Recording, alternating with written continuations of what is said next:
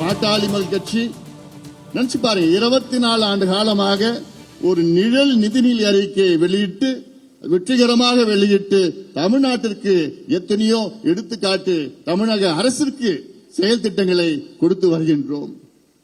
இதை விட ஒரு தகுதி எந்த கட்சிக்கு தமிழ்நாட்டில் இருக்கிறது? எல்லாவற்றுக்கும் மேல் நம்முடைய முனைவர் சௌமியா அன்புமணி அவர்கள் பேசுகின்ற நேரத்திலே சொன்னார்கள், 100 ஆண்டுகளுக்கு முன்பு எடுக்கப்பட்ட சமூக நீதி கணக்கெடுப்பு, ஜாதி வாரி கணக்கெடுப்பு 100 ஆண்டுகளுக்கு முன்பு. அதன் பிறகு முதல் முறையாக தமிழ்நாட்டிலே இந்த ஆண்டு சாதிவாரி கணக்கெடுப்பு நடத்தப்படும் என்று அறிவிப்பு சட்டமன்றத்திலே ஆளுநர் உரையிலே வந்திருக்கிறது என்றால் அதற்கு முழு காரணம் மருத்துவர் ஐயா அவர்களும் பாட்டாளி மக்கள் கட்சியும் தான் காரணம். ஏனால் இது ஏதோ ஒரு கணக்கெடுப்பு, இது ஒரு சாதி கணக்கெடுப்பு அப்படியெல்லாம் ஒரு சில பேர் பேசுகிறார்கள். அவர்களுக்கு அந்த அளவுக்கு புரிதல் இல்லை. இந்த கணக்கெடுப்பு நடத்தினால் தமிழ்நாடு முன்னேறும், அனைத்து விதத்திலும் தமிழ்நாடு முன்னேறும். அதுதான் நம்முடைய இலக்கு.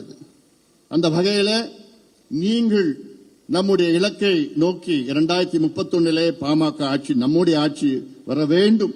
அதற்கு நமக்கு களம், நமக்காக இருக்கின்ற அமைத்த களம் இது. கடந்த சட்டமன்ற தேர்தலில் நாம் வெற்றி பெற முடியவில்லை. ஆனாலும் தேர்தலுக்கு பிறகு தலை நிமிர்ந்து நின்று கொண்டிருக்கின்றோம்.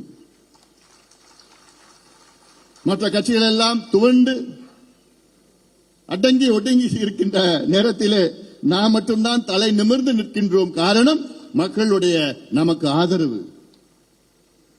தேர்தல் முடிந்தவுடன் வேகமாக களத்தில் இருப்பது ஒரே ஒரு கட்சி தான், பாட்டாளி மக்கள் கட்சி. ஆளுங்கட்சி அது வேறு, அவர்கள் ஆட்சியில் இருக்கின்றார்கள். ஆனால் நாம் வேகமாக தமிழ்நாட்டில் உள்ள ஒவ்வொரு பிரச்சனை, எந்த பிரச்சனை வந்தாலும் முதல் குரல் கொடுத்து, முதல் அறிக்கை விட்டு, முதல் போராடி களத்தில் இறங்கி மக்களுக்கு விழிப்புணர்வு ஏற்படுத்தி இதுதான் பிரச்சனை, இதுதான் தீர்வு என்று தொடர்ந்து சொல்லிக் கொண்டு வருகின்றோம். மீண்டும் நான் சொல்கின்றேன், இங்கே இந்த பொதுக்குழுடைய செய்தி என்னன்னா, களத்தில் இறங்குங்கள். நமக்கு எல்லாம் இருக்கு, தகுதி, திறமை, நேர்மை எல்லாம் இருக்கு. ஆனால் நம்முடைய இலக்கை அடைய வேண்டும் என்றால் களத்திலே, கிளையிலே நாம் செல்ல வேண்டும். சமீபத்தில் நான் திருவண்ணாமலை மாவட்டத்துக்கு நான் சென்றேன். இங்கே மேடையில் உள்ள அத்துணை நிர்வாகிகளும் வந்தார்கள். திருவண்ணாமலை மாவட்டத்தில் 8 சட்டமன்ற தொகுதிகள், 86 நம்முடைய கட்சியின் ஒன்றியம், பேரூர் நகரம். 86 மூத்த நிர்வாகிகளை அழைத்து சென்று 2 நாள் திருவண்ணாமலை மாவட்டத்திலே தங்கி அங்கே கிளைகளை ஒன்றியத்திலே ஆய்வு செய்தோம். அதன் பிறகு கிருஷ்ணகிரிக்கு சென்றோம்.